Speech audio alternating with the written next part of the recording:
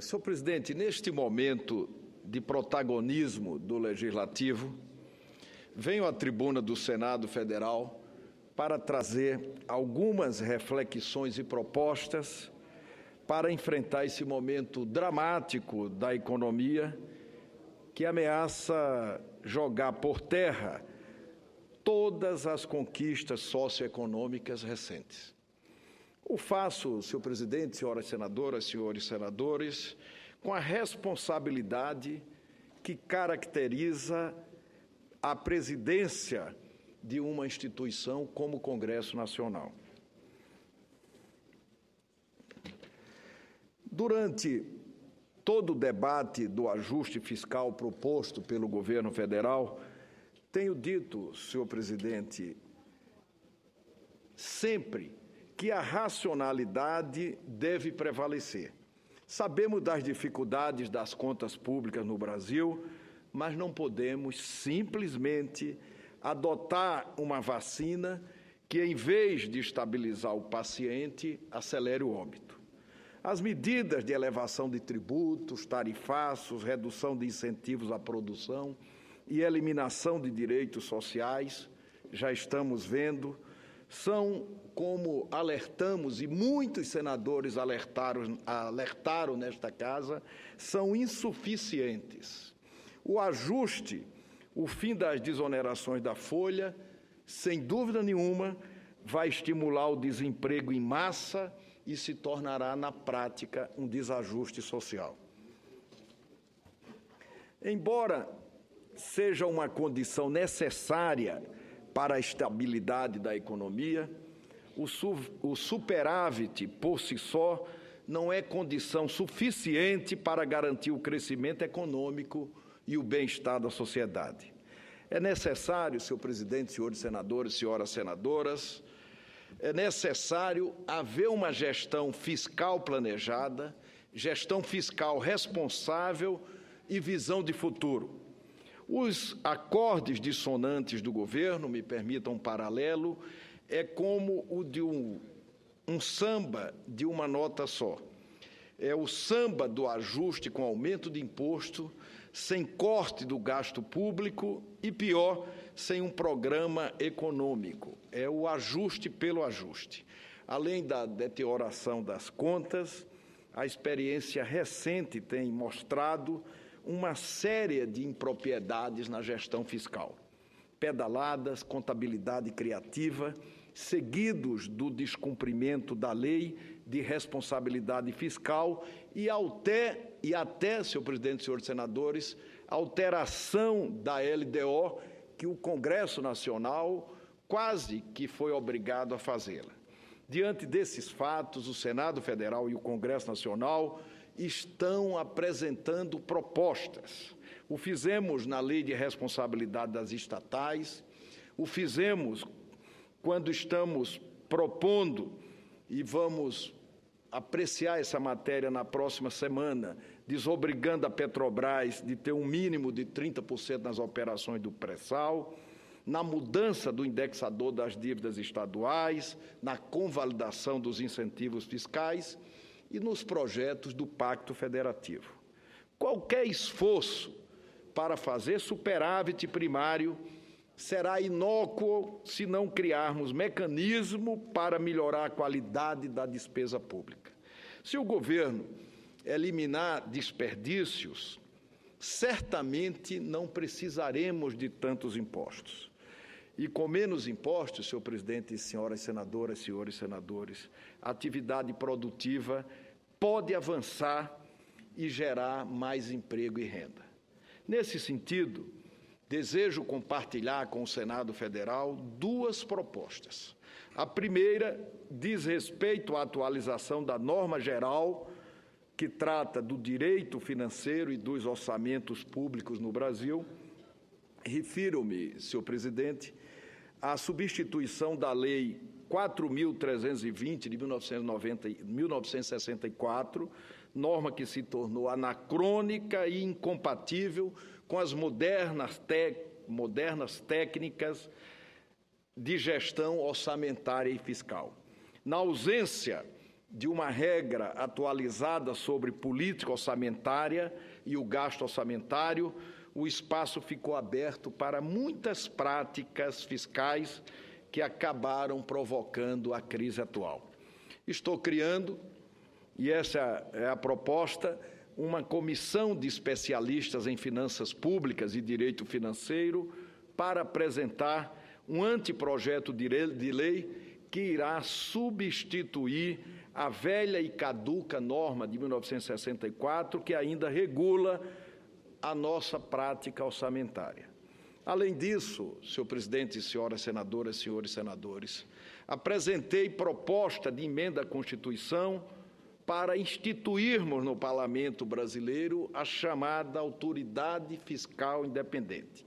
Espero que a iniciativa, sinceramente, colabore para intensificar o debate.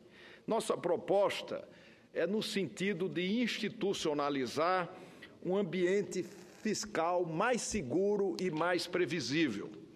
A Autoridade Fiscal Independente, sinteticamente falando, é um órgão de natureza totalmente técnica, apartidário e autônomo. Sua principal missão é avaliar continuamente a condução da política fiscal. Instituições análogas, como todos sabem, existem em vários países que integram a Organização para a Cooperação e Desenvolvimento Econômico, a OCDE. A mais conhecida autoridade fiscal independente é o Escritório de Orçamento do Congresso dos Estados Unidos. Temos também, senhor presidente, o Escritório para a Responsabilidade Orçamentária no Reino Unido e, em Portugal, a instituição fiscal independente é exercida pelo chamado Conselho de Finanças Públicas.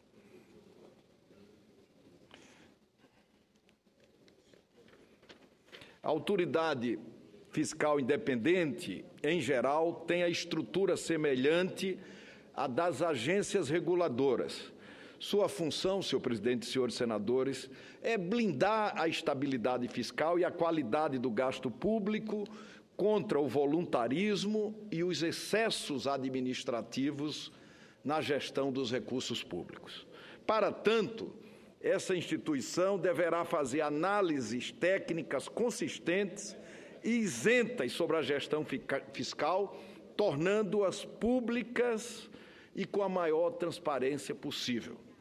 Penso que teremos um grande avanço na política fiscal, porque a Autoridade Fiscal Independente, instituída no Congresso Nacional, avaliará, dentre outros aspectos, os custos e benefícios dos programas do governo. Esse tipo de avaliação do custo-benefício, senhor presidente, quase não existe no Brasil. Gastos sem qualidade prejudicam a boa prestação de serviços à sociedade. Quando pudermos efetuar, de fato, essas avaliações, será possível acender a luz amarela quando houver desperdício em ações que trazem pouco ou nenhum benefícios para as pessoas. Além do mais, a Autoridade Fiscal Independente irá identificar se os investimentos em infraestrutura, por exemplo, foram planejados adequadamente. Muitas vezes, obras de infraestrutura ultrapassam os orçamentos previstos justamente pela completa irracionalidade das previsões, quer dizer, pela baixa qualidade do planejamento. As obras inacabadas, senhor presidente, e aquelas com indícios de irregularidade são justamente o reflexo da ausência de planejamento dos governos. É ainda importante ressaltar que uma autoridade fiscal independente colaboraria muito para melhorar as previsões orçamentárias. Quando, por exemplo, a receita pública nos orçamentos é estimada de maneira incorreta, a despesa acaba também sendo erroneamente fixada. O orçamento, como tudo, ele precisa ter confiança, precisa ter credibilidade. A implantação da Autoridade Fiscal Independente no Congresso irá, ademais, ajudar na aferição dos critérios contábeis usados pelo governo na apresentação dos seus resultados finais.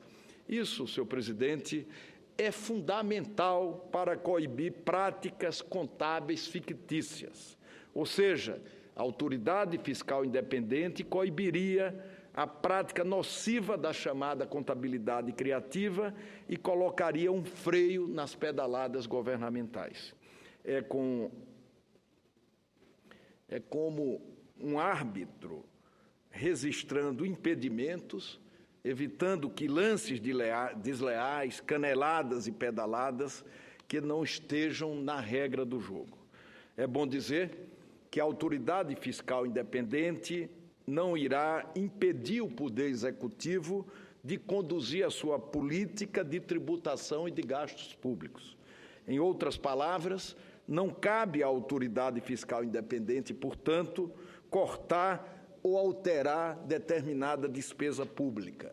Sua missão, senhor presidente, senhores senadores, senhoras senadoras, é apontar inconsistências e ineficiências na condução da política fiscal, colaborando para a correção de rumos.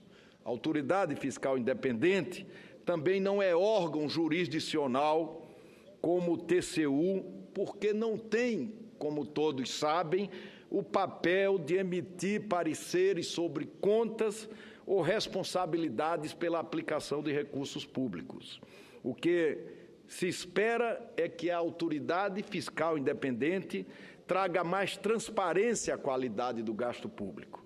Desejo encerrar, portanto, pedindo o apoio de todos os senadores e senadoras, dos congressistas como um todo, para o aperfeiçoamento desse marco jurídico dos orçamentos públicos e da gestão fiscal, que é, senhor presidente, como todos sabem, para o país e não para governos. Eu gostaria ainda, aproveitando a minha presença aqui na tribuna, fazer um sucinto relato dos esforços do Senado Federal quanto à reforma política.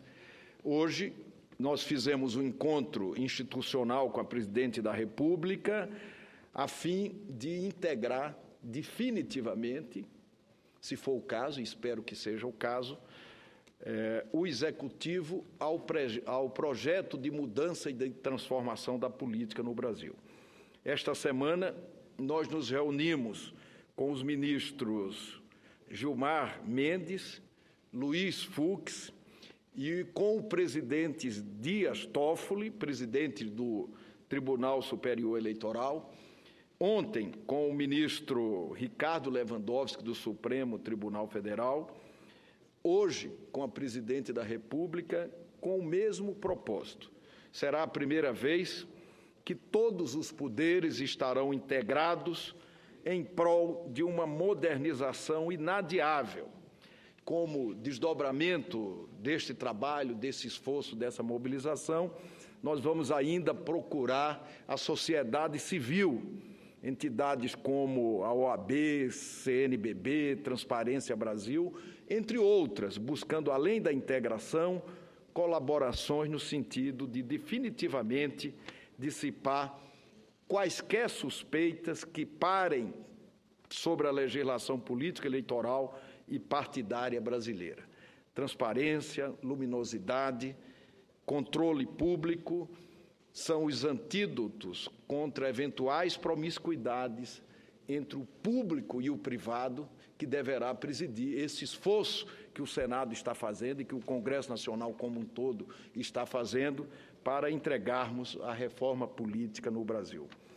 A ideia, senhor presidente, como todos sabem, é apresentarmos na comissão que Vossa Excelência preside, que foi criada para tal, até o dia 30, um relatório e votarmos o máximo de projetos relativos à reforma até o dia 17 de julho, que é quando começa o recesso no Congresso Nacional. Eu gostaria de agradecer a oportunidade de, nessa rápida intervenção, fazer essas duas propostas, essas duas colocações e definitivamente contribuir para que nós possamos elevar o nível do debate sobre o gasto público, sobre quem paga, sobre quem recebe no Brasil, que é, a exemplo da própria reforma política, uma reforma que a sociedade cobra e se torna cada vez mais necessária. Presidente Senador